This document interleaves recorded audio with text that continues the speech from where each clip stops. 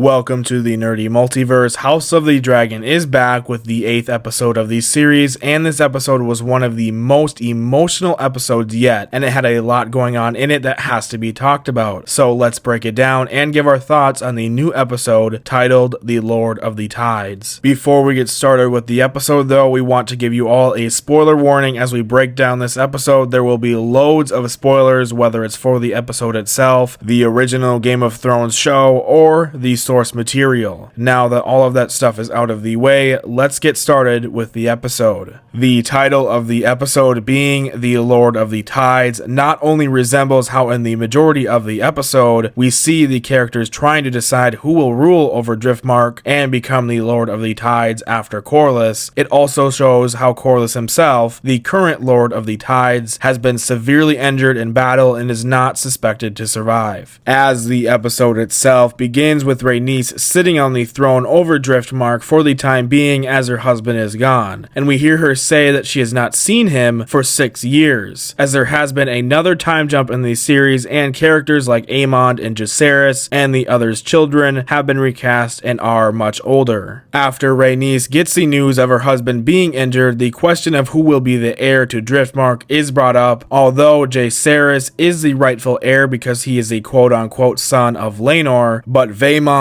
Corlys' brother, tries to challenge it and get his seat over Driftmark, and Rhaenys wishes to take over after her husband until one of the children is able to. We head to Dragonstone where Daemon climbs into the cave where he goes to get dragon eggs. He successfully finds 3 eggs and then he gets brought a letter from Baela about what's going on in Driftmark and what Vaemond is doing. Rhaenyra walks in as Viserys is practicing his High Valyrian in front of the painted table, which we have of course seen in the original series. Rhaenyra is pregnant again, this time with another one of Daemon's children, and he comes in and brings the letter to her, and they talk about how Vaemond is looking to get the throne on Driftmark while also challenging the legitimacy of Luke's blood, which causes them all to head to King's Landing to make their claims to the throne of Driftmark. Here in King's Landing we see just how bad Viserys has gotten with his sickness, with patches over half of his face, and as we see later in the episode, his sickness has deteriorated his face to the point where he has lost one of his eyes. Rhaenyra introduces her 2 kids that she had with Daemon to her father, and they are named Viserys and Aegon, which will cause some very big miscommunication and conflict due to there being multiple Aegons now. Viserys starts to succumb to the pain of his illness, and he asks Daemon to give him his tea, and after he drinks it, Daemon smells the cup and seems very suspicious of what they are giving him to drink. Also in King's Landing is a lot of remodeling and changing, where a lot of Targaryen themed stuff in the castle has been replaced by the symbol of the 7, which is also worn by Alicent in the episode. The church from the original show had a lot to do with the 7 and turning them into the gods that they worshipped in the realm. We see just how horrible Alicent's son Aegon is, as a girl has come to the queen to tell her about what he did to her. The queen tells her that she does believe her, but the girl needs to be kept quiet, and she ends up giving her a tea, which is either to kill her or most likely it is the same tea that was given to Rhaenyra after her and Kristen got together to prevent pregnancy. Alicent confronts Aegon about what he did, and we learn that he is already married to his sister Helena and that they most likely have already had kids together, as Helena does mention the children, most likely referencing her own that she had with Aegon. Rhaenyra and Daemon meet with Alicent and they sort of confront her about everything that she has changed since the last time they were there, such as the 7 sigils being in place and how they are taking care of Viserys. Luke and Viserys head to the courtyard, everyone's staring at them for obvious reasons, and we see Aemond training with Kristen, and he actually ends up getting the upper hand over Kristen, and then he tries to call out his nephews to training, but Vaemond shows up to King's Landing and stops this, and we can see that he's actually being escorted by High Tower Knights, as we can see the green burning flame sigil on their armor. It very much does seem as if the High Tower's plan is to get Vaemond on the seat over Driftmark over anybody else, as they hold a meeting with him talking about the issues at hand, the throne over Driftmark, and how the threat of war is looming. Rhaenys stands in front of King's Landing's weirwood tree where she reunites with her granddaughter Rhaenyra, and Rhaenyra tries to make peace between the two and offers a deal to have Rhaenys' granddaughters Rhaena and Baela marry Rhaenyra's sons Luke and Viserys. Rhaenys still holds a grudge for what happened to Laenor, as she holds Rhaenyra accountable for his quote-unquote death, but we know that he just left with Sir Carl to live their life, but everybody else believes that he is dead. At first, it seems like she declines this deal, but we learn later on what her decision on this is. Rhaenyra goes to Viserys at night and she tells him how difficult it is and how heavy the burden has been to be the heir to the Iron Throne, and she asks him about the Song of Ice and Fire and if he believes in it. The Song of Ice and Fire being the name of the source material book, and also the sort of prophecy that proclaims to Jon Snow, the prince that was promised. He calls Rhaenyra his only child, and this will show who he is loyal to when the claims are being held for Driftmark. We see how old and frail Viserys has become as the maesters work on him and get him ready for the day. He asks Otto to arrange a supper between all of their family at the Red Keep, and Otto tries to give him some milk of the poppy, but he declines and just tells him to get the dinner arranged. Cutting to the throne room where Otto sits on the throne in place of Viserys to hear the claims to Driftmark. Vaemond goes first and explains how he is true Valyrian blood and Corlys's brother, so therefore he has the claim to the throne more than anyone else there, in his opinion. Before Rhaenyra is able to speak and give her claim for her kids, the door is open and Viserys walks in and he tells Otto that he will be sitting the throne today. And as he struggles to walk up to the throne, we see that Daemon has always been there for his brother, even if it didn't seem like he was, as he helps him up to the throne and puts the crown back on his head. Obviously, this had a big impact on what the Hightower's plan was, as Viserys will take allegiance with the others and not Vaemond, as he takes allegiance with Rhaenys and how she should be the one to take over Driftmark, as she will have more of an insight on Corlys's wishes more than anybody there. And we hear exactly what Rhaenys' decision is with the marriage proposal that Rhaenyra told her about, as she accepts it. Vaemond grows angry from the decision and he ends up lashing out and calling Luke and Jace bastards and calling Rhaenyra names, committing treason in front of the entire throne room. Viserys stands up and says that he will have Vaemond's tongue for that, but Daemon ends up removing his head from his body from behind, defending his wife Rhaenyra and all of the children that they have, killing Vaemond. This is actually pretty similar to what happened in the books, as when Vaemond did this, Rhaenyra ordered Daemon to behead him and feed his head to her dragon Syrax. As Vaemond's body is being prepared to be sent back to Driftmark for burial, Rhaenys just stands there and stares off, looking in the eyes of death, just like the Grand Maester said she was. The dinner that Viserys requested begins, and he says he wants to hold this dinner now in celebration of the new marriages that are to come, and that he wants everyone to put aside their differences for him and to enjoy this dinner together. And there is definitely still tension between the kids and everybody else, but there is also a lot of remorse and forgiveness as they hold toasts together, first starting off genuine between Rhaenyra and Alicent, showing the appreciation to Alicent for her loyalty to Viserys. And Alicent gives a toast to Rhaenyra and tells her that she will be a fine queen. Viserys takes the mask off and shows what he truly looks like now, and as they toast together and feast together, Aegon builds up the tension between himself and Viserys as he tries to talk to Baela, which does make Jace angry, but he holds it off to give a toast to Aegon and Aemond, and then Helaena decides to give a toast to Baela and Rhaena, embarrassing Aegon in front of the entire group as she talks of how her husband just ignores her. Jace decides to give Helaena a dance, and everyone seems to settle down and join the dinner, and an emotional scene as Viserys sits there and looks around, smiling at this dinner and his family one more time. He has to be carried out and back to his chambers as he is in pain again, and after he leaves, the tension just grows right back between the children as a pig is delivered to the table and ironically put in front of Aemond, who was always teased with pigs when he didn't have his own dragon, which makes Luke laugh, and Aemon stands up to give a toast to his nephews, and he calls them handsome, wise, and strong men, obviously picking on them for being descendants of Harwin Strong and not true Targaryens. They start fighting, but Daemon stops them, and he takes over the room without even saying a word, and he stares down Aemon, probably ready to take that other eye out himself. Everybody returns to their chambers, and Rhaenyra says that she will take the children back to Dragonstone and return back to King's Landing on Dragonback to visit more with Alicent and of course Viserys, as it seems the two have started to reform that bond and friendship that they used to have when they were kids. We learn that Alicent's own maid, Talia, is one of Mysaria's spies, and knowing everything that was going on in the castle today, especially with Aegon, they now have dirt on the High Tower side of the series. Mysaria formerly being with Daemon in the first few episodes. Now, all of the rekindling that happened in this episode is going to go straight downhill, all because of a misunderstanding, as Alicent goes to Viserys, who lies in his bed, and she gives him his tea. He thinks that it's Rhaenyra and talks about the Song of Ice and Fire and about Aegon's dream and being the prince that was promised, and that he is the one that must reunite the realm against the cold, as he talks about Aegon's dream and what he saw in the north, obviously talking about the White Walkers and the Night King. With Alicent's own son being named Aegon as well, she takes this as a message that he must be the heir to the Iron Throne instead of Rhaenyra. Obviously though, neither of these Aegons are the prince that is promised, and that is the title that truthfully belongs to none other than Jon Snow. So all over a misunderstanding, a civil war is most likely going to break out between House Targaryen, and we are going to witness the event known as the Dancing of the Dragons. After Alicent leaves, Viserys takes his final breaths and passes away, which is where the episode ends. Wow, this episode was amazing. The amount of emotion put into this episode was immense, and you could really feel the loss of Viserys and the happiness he got to feel before dying. The conflict is going to get even worse between everybody now after this episode, and I cannot wait to see what happens next week. The acting in this episode was phenomenal, especially with Paddy as Viserys. This episode overall was one of the best episodes out of both House of the Dragon and Game of Thrones, if I am being honest. With our quick thoughts out of the way, we want you all to let us know your thoughts on the episode yourself in the comments as well. And with all of that being said, thank you all for watching. If you wish to see more nerdy content just like this, make sure to sub to the channel with notifications turned on, and if you did enjoy this video, don't forget to like it. And as I always say, we will see you all the next time that we go through and explore the nerdy multiverse.